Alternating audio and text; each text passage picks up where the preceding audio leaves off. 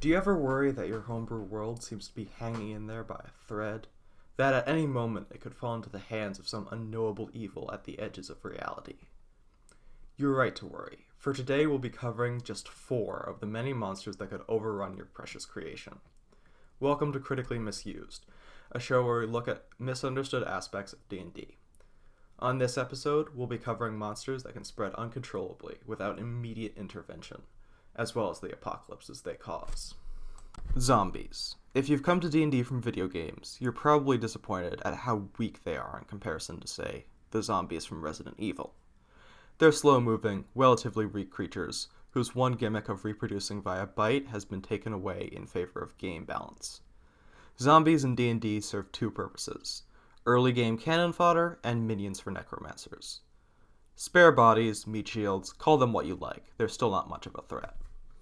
But what if you gave them their bite back, more hit points, and a bit of regeneration to spice things up? Enter Spawn of Caius, worm-infested zombies capable of spreading their disease to humanoids they attack. Sure, they might be relatively weak, just CR5, but commoners are so much weaker. By the time the heroes arrive, they'll end up facing wave after wave of the ever-increasing horde. And if even one of the spawn escapes in the other direction, the plague will restart somewhere else. If you've always wanted to run a zombie apocalypse game in 5e, now you know how. Otherwise, keep them out of your game, lest they destroy your precious homebrew world. Next up, we have a weird one, the Slod. Coming from Limbo, the plane of chaos, these color-coded toads are just as dangerous as the worm-filled zombies we discussed before, and equally disgusting. The Slod come in 2 main flavors, red and blue, with tougher spellcasting ones spawning from them. The blue Slod act like lycanthropes, transforming you into a red Slod with their claws, while the red Slod infect you with their fingers, filling you with blue Slod tadpoles that will burst out of your chest once fully grown. If the victim of their attacks is a spellcaster, the new Slod will be a special green variety, capable of casting spells and transforming into Grey and Death Slod. 2 things make the Slod mechanically unique from other monsters: their infectious attacks and their regeneration. Unlike trolls, vampires, or Spawn of Caius, Slod regeneration can't be stopped with certain damage types or conditions. Moreover, they are reasonably intelligent, and should know to flee a situation that isn't working out for them. Take a literal minute to regenerate all their health, and run back to the aggressor, who hasn't even had time to short rest. And that's not to mention their CR range is 5 to 10, meaning a mid-level party would struggle to fight just one of them.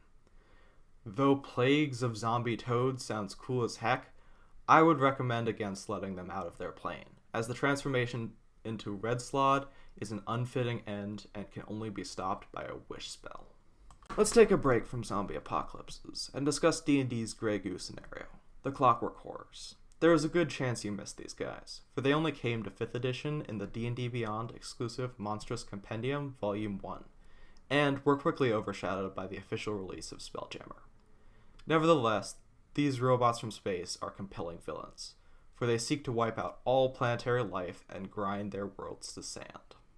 Scholars believe that long ago, and far away in wild space, there was a civilization in tune with the clockwork nirvana of Mechanus. They had built machines of their own, resembling Modrons, which brought prosperity to their cities and towns. However, one Thri-Kreen inventor got a little too ambitious, and created a super-intelligent construct known as the Adamantine Horror. The machine killed its creator, and used its lab to replicate itself endlessly. By the time spelljamming explorers discovered the world, it had been reduced to a desert, with millions of constructs hibernating in the sand. The machines killed the explorers too, and began their spread across wild space, turning everything they came upon into dust. As we've discussed already, monsters that spread endlessly across your world can overwhelm it and choke it to death. Worse still, Clockwork Horrors don't even need people to multiply. They can replenish their numbers in asteroid belts, mountain ranges, the Underdark, anywhere else inhospitable and metal-rich. Back in 2nd edition, these creatures were designed to be one of many world-ending threats, to put players in their place and make civilizations bend the knee. But back then, there were restrictions on their spread, namely that they each had a rank and could only make new horrors of ranks weaker than their own. No such restriction exists in 5th edition, so be careful when adding this monster to your homebrew world, as even one could spell the end of not just it, but every world adjacent to it. All the monsters we've discussed so far are recognizable. When you encounter a clockwork horror or a slod, you know at the very least it poses some kind of threat. There is no mistaking these creatures for innocent farmers or mundane beasts. They resemble otherworldly horrors all the time. The same cannot be said for our next monster, which can overtake a society without a single soul being the wiser. Say hello to the Body Taker plant, a Ravenloft monster that may already have its roots in your society.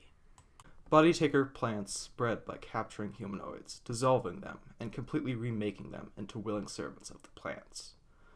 These podlings, as they are called, resemble their living selves to a near perfect extent, with maybe a few quirks that hint towards their alien nature. The mimicry isn't skin deep either, for each of the podlings has all the abilities of their past life, as well as all their gear and magic items. Slowly, through trickery and force, the plant pulls stronger and stronger people into its service, until it has amassed a hidden army of commoners and adventurers alike, ready to burn cities to the ground at its command. Unlike the other monsters on this list, the Body Taker plants are worth incorporating into your campaign, provided they fit the theme. You can really get creative with how large the plant's influence has become, and they have certain weaknesses and tells that make for a wonderful narrative experience. If the films Parasite or The Thing were up your alley, this monster is for you. In my opinion, it beats out the False Hydra as the best subversion monster. Before the end of the video, I would like to highlight some honorable mentions. Creatures not quite strong enough to take over the world, but that still pose a considerable threat to a certain region. Let's do a lightning round to cover them all. Gnolls are demonic hyena people with an unending hunger for humanoid flesh. They rampage across the material plane in clans, destroying towns so rapidly and so thoroughly that no one is left to spread the word to their neighbors. Their appetite keeps them in check, and there are a variety of strategies that can combat them, so they won't be the ones to end your world. Nevertheless, they pose a considerable threat wherever they appear. Chthons are an invasive species from the stars, painstakingly designed to wipe out planetary life. While undeniably deadly, these creatures were first printed in the controversial Book of Vile Darkness from 3.5, and haven't been reprinted since. It appears Wizards of the Coast wants us to forget about them entirely, which doesn't sound too bad for me. Jiangshi are a spawn of Caius on steroids, with a strong focus on weaknesses and lore that makes them perfect for a Witcher-style monster hunt. I didn't want to do them injustice by trying to squeeze them in here, but rest assured, they are worth your time. Though I would love to make a video about them at some point, today is not that day. I categorize Sirlons, Oblexes, and Doppelgangers as worst Body Taker plants. Their ability to infiltrate society is limited by one factor or another, and since they don't multiply nearly as quickly as some of the other creatures on this list, none of them strike me as the doom of the multiverse. You could argue Sirlons would make a better Body Taker plant, but I find them ugly and refuse to make them a significant part of this video. And finally, Mind Flayers.